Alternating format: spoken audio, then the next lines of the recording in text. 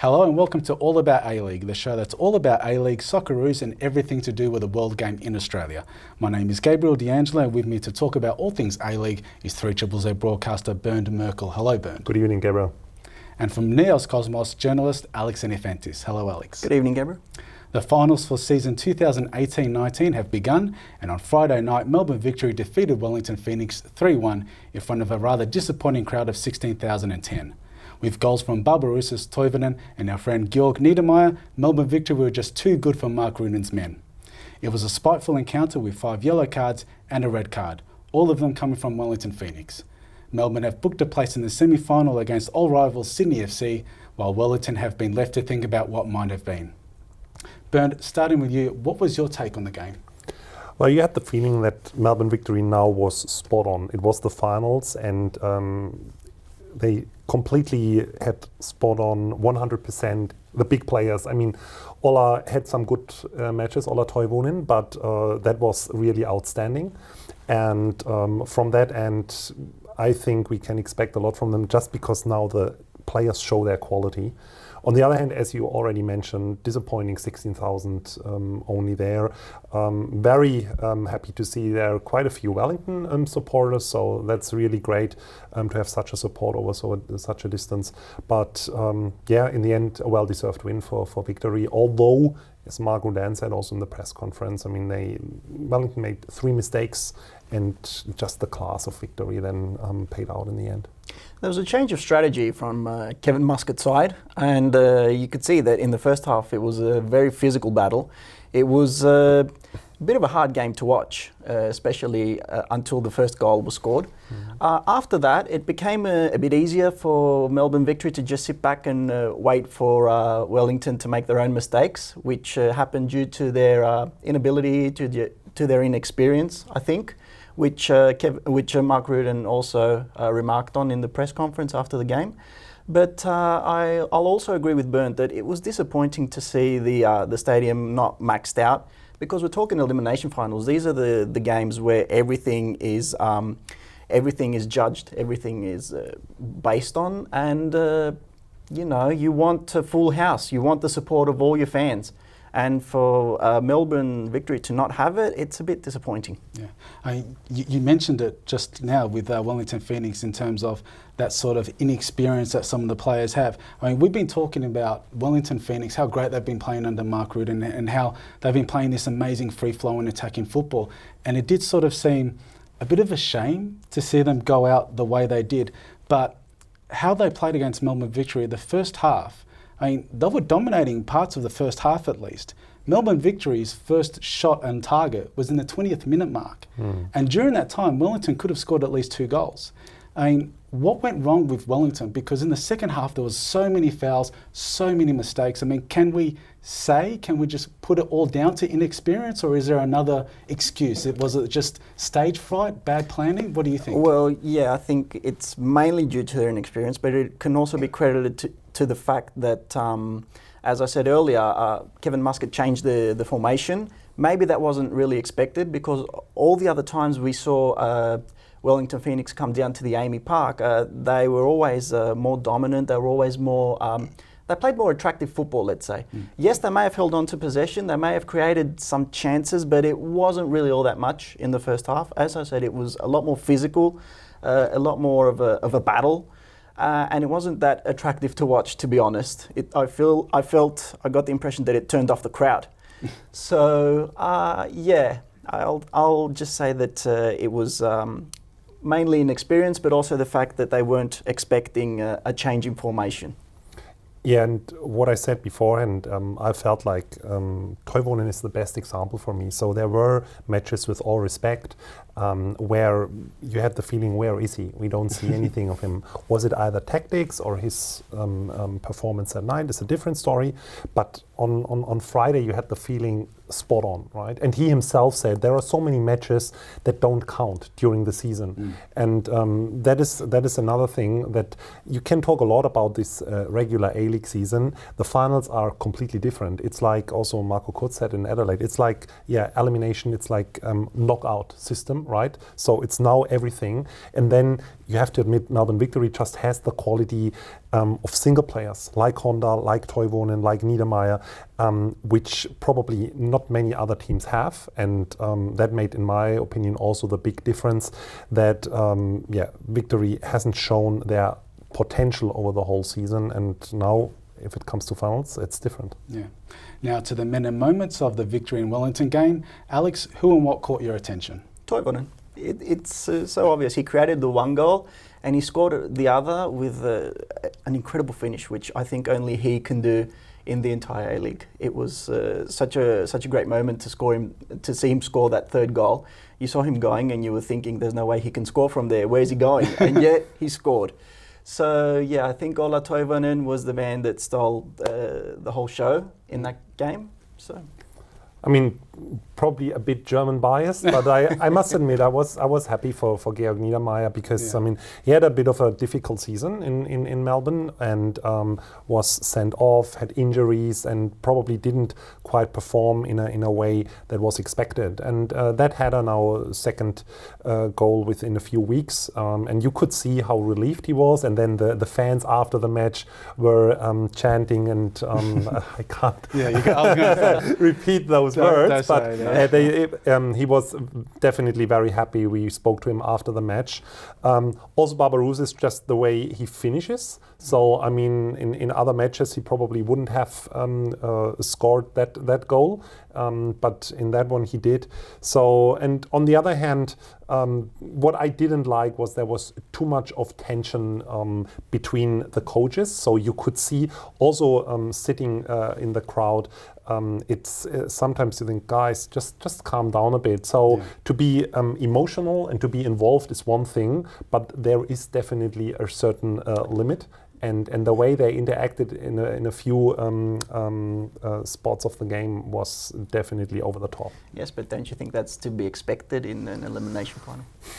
Yeah, to a certain point I agree, but players is one thing, and I would say at least the coaches should step back. And if I look, for example, at Wellington's assistant coach, so he played a big role. Also, you could see what Kevin Muscat said in a few situations, and I think, guys, if it's on the pitch, and I get it, you're involved, you're emotional, but in a few situations there was no need to overreact. Yeah, but I actually think that we sometimes forget to mention Elvis Kamsoba. He was sensational, I thought. He had an amazing game, and not only that, but he's been really good all season, and we forget that just last season he was playing in the NPL for Avondale. And if there's going to be a narrative or a sort of a moral to the season of 2018-2019, it's that there are some really good quality players in the NPL like Elvis Kamsoba and good quality coaches too like Mark Rudin.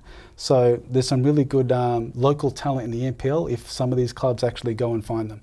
But now over to South Australia, where the second elimination final between Adelaide United and Melbourne City was a tight, intense affair that was goalless for 90 minutes. But in the last minute of extra time, Ben Halloran slotted the ball into the back of the net to make it 1-0 to Adelaide. It's season over for Melbourne City, while Adelaide look forward to a trip to Perth against the ladder leaders Perth Glory. Bernd, what were your thoughts on the game? Well, I think I predicted it last week, but seriously, it was that tough match that we expected, and there were some stats before the game comparing Marco Kurz and Warren Joyce, and they had exactly the same amounts of points over those 1.5 years. They are both in charge now with their teams, and if you look at the season, I often said it, Melbourne City inconsistent consistency. So if they always play what they could play, they wouldn't be or wouldn't have been fifth in the ladder. So regarding the quality, they were definitely better than Adelaide in general. But last night you could see Adelaide was just fighting, and that's a little bit of Marco Kurz's spirit as well. So if you see him during the match and so involved, so emotional, and in the end a bit lucky, but I think a deserved win. Halloran already hit the bar in the first half, so they looked a little bit tired, but yeah, congratulations.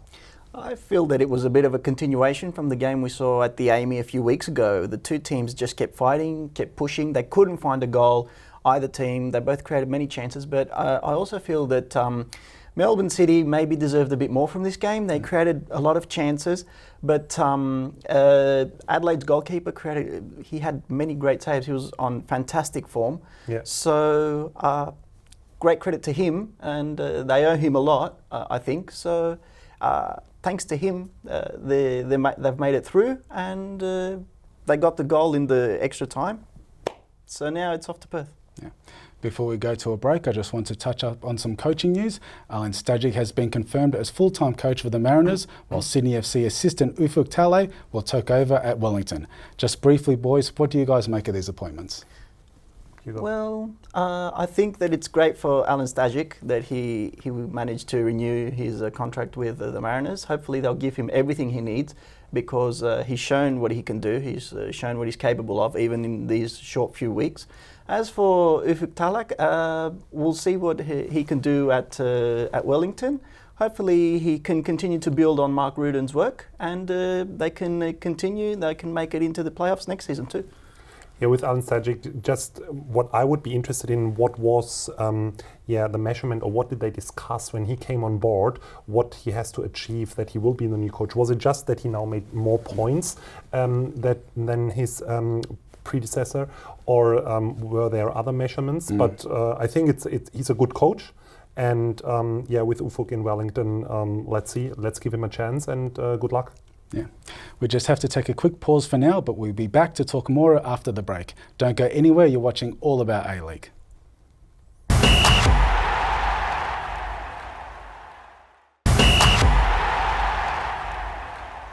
Welcome back to the second half of the show. You're watching All About A-League. The finals are well and truly underway. Or are they? A-League fans knew that, but unfortunately many others didn't know. AFL media personality and former North Melbourne chairman James Brayshaw said that the competition is completely transparent and that it's like Glad Wrap because you can see right past it.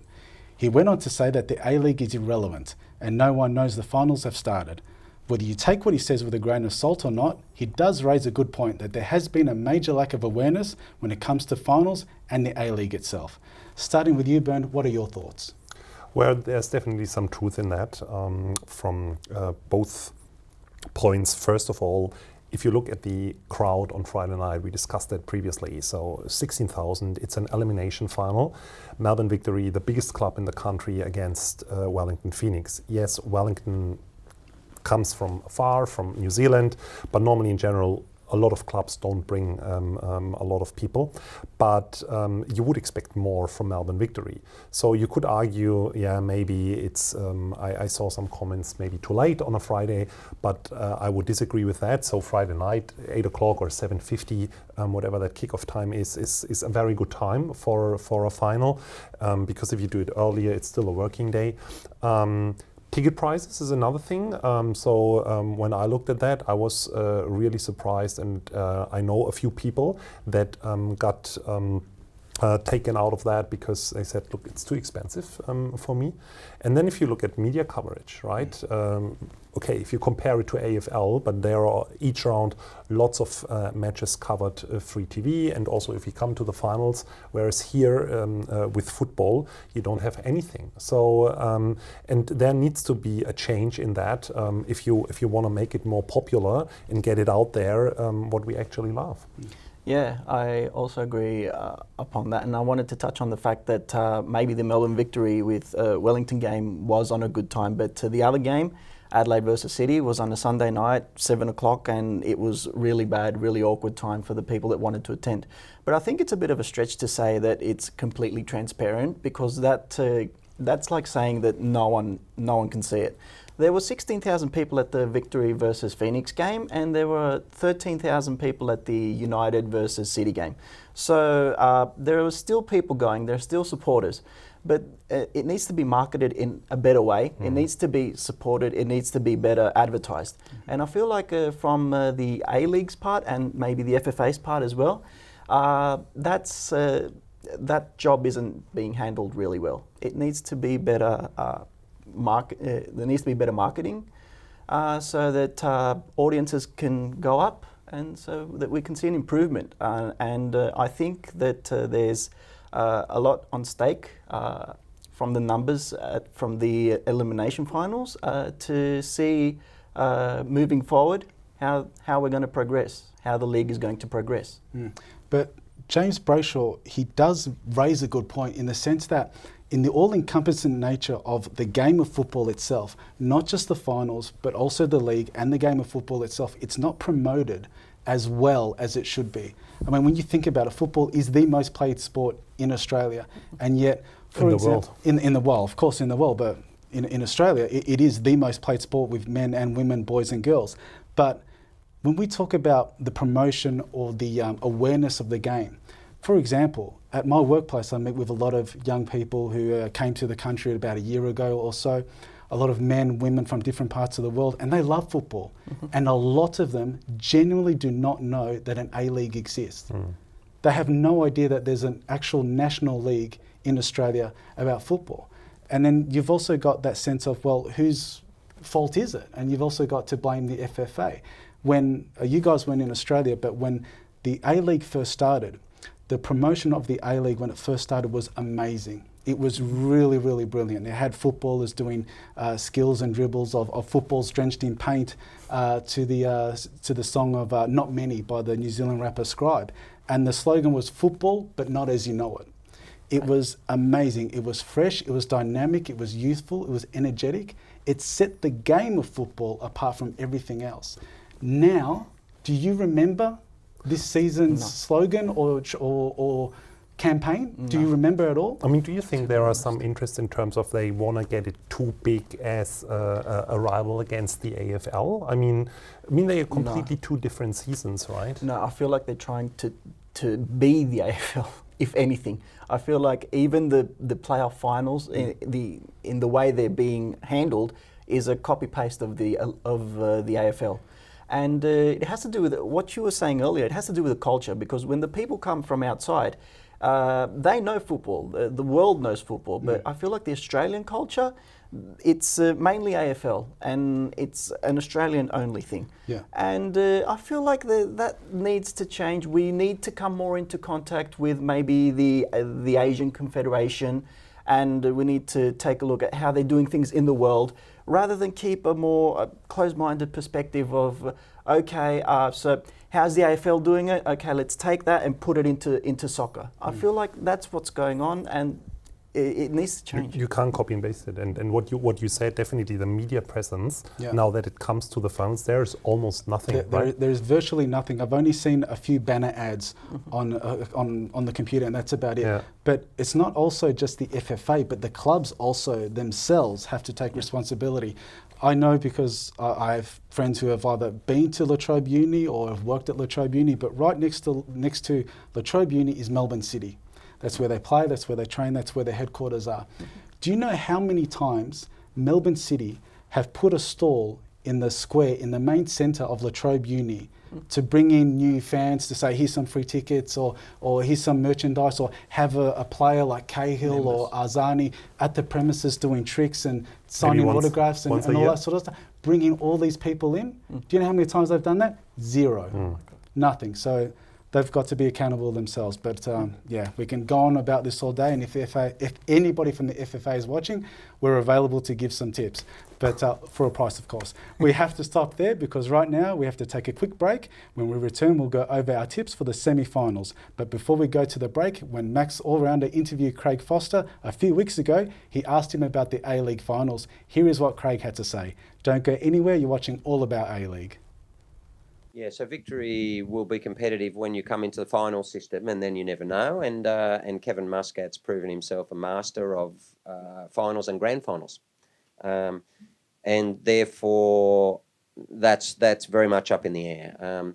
The Glory will obviously take the take the championship, and I think we're all thrilled for them because it's good, firstly, for the club. It's good for the league that once again you now have a new winner again within the A-League context, and that's important.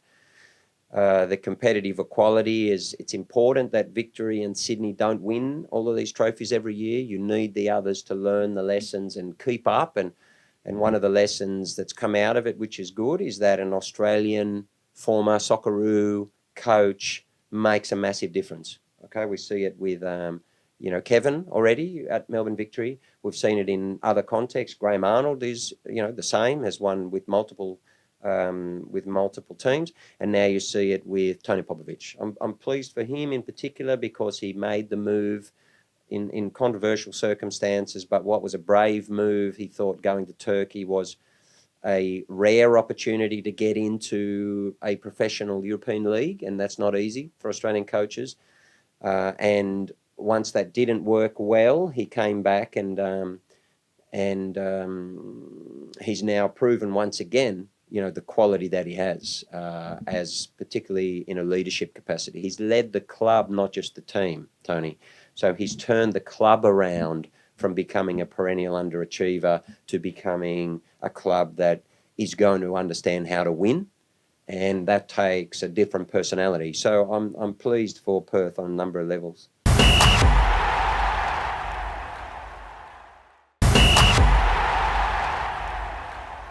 Welcome back to All About A-League, and we are now entering the semi-final stage of the 2018-19 season. The winners go on to the all-important grand final, while the losers plan their end-of-season trips. First up, we have the first semi-final, and it's going to be an interesting encounter between Perth Glory and Adelaide United at HBF Park at 8:30 Eastern Standard Time. After such an exhausting game against Melbourne City, will the Reds be able to back it up against Perth, Bernd? Well, it's an interesting match because you would expect how the whole season went, and now also Adelaide going to extra time. Perth is the clear favourite, but I disagree for the reason, or two reasons. One is, in my opinion, that's really the first match where Perth has a lot of pressure now. I mean, over the whole season, everything went well, and you're in the momentum, you come back from what were they, 3-1 down against the Wanderers, 1-4-3, other matches like that. So it really went all well, and no question about that. They won the premiership. Well deserved. But now this match, everyone expects something of them. So it's, in my opinion, a completely new situation for them. And Adelaide also, they had extra time, but on the other hand, they had a long break before that match, so they played on Anzac Day. So they should be able to keep up with that. Of course, it's a long flight to Perth, but I think they can cause some upset there. It depends on, as often in football, who scores the first goal. But Adelaide now, the way they fought against Melbourne City, I expect something from them. And for me, Perth is not the clear favourite, so I would even go with Adelaide in that one. Yeah, there's another aspect to take into consideration, the fact that Perth have not been playing any competitive matches for the past week and a half, which if you ask any football coach, they'll tell you that in these situations, when you're playing such critical games, it's really important for the players to stay fit. And it all comes down to the AFL-ish type of format that we were discussing earlier. But on the other hand, Adelaide United, fully fit. They've played 119 minutes of a very exhausting game.